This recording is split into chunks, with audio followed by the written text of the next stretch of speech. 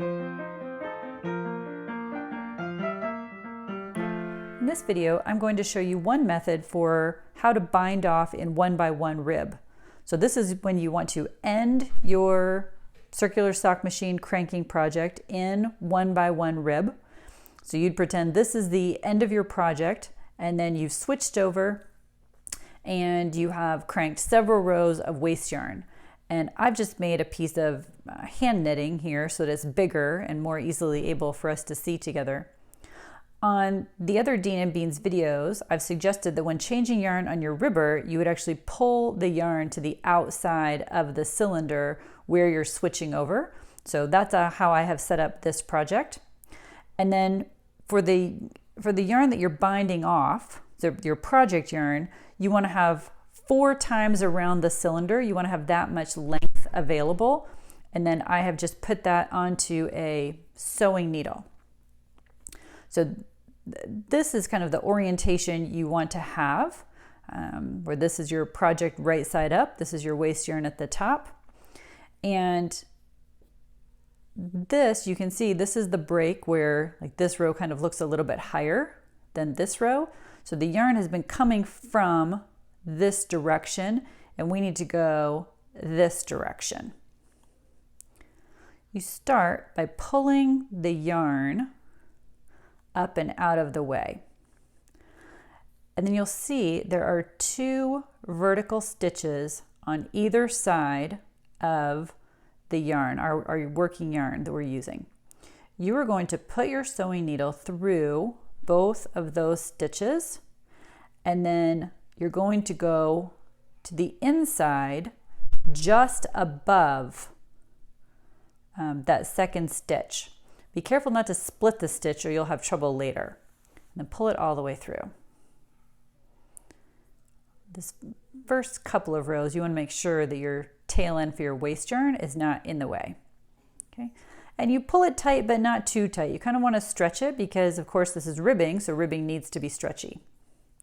You then look inside the project and you pull your yarn down.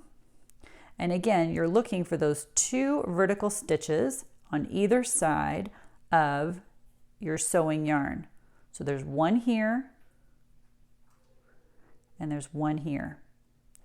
And then you're going just above that stitch that you just grabbed through the waste yarn out to the other side.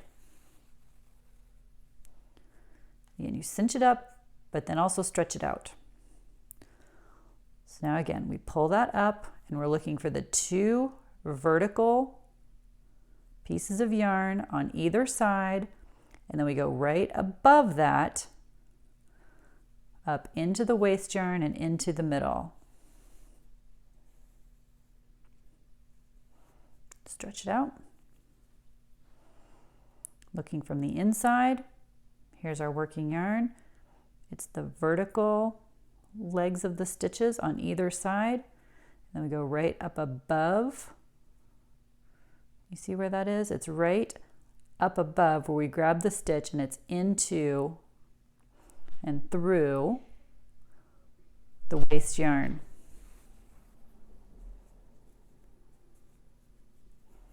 Okay. Cinch it tight, but then pull it loose.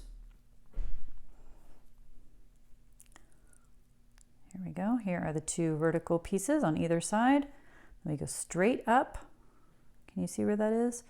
Straight up and into the waste yarn.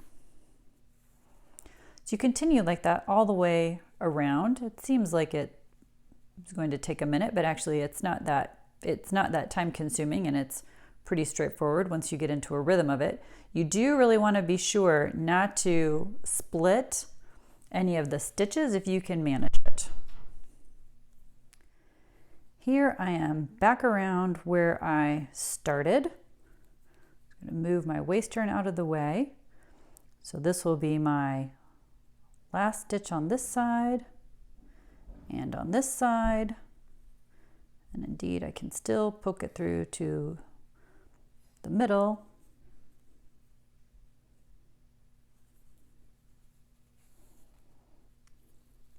And then from here, I am going to weave in down this side. So I'm just going to go straight down this stitch all the way.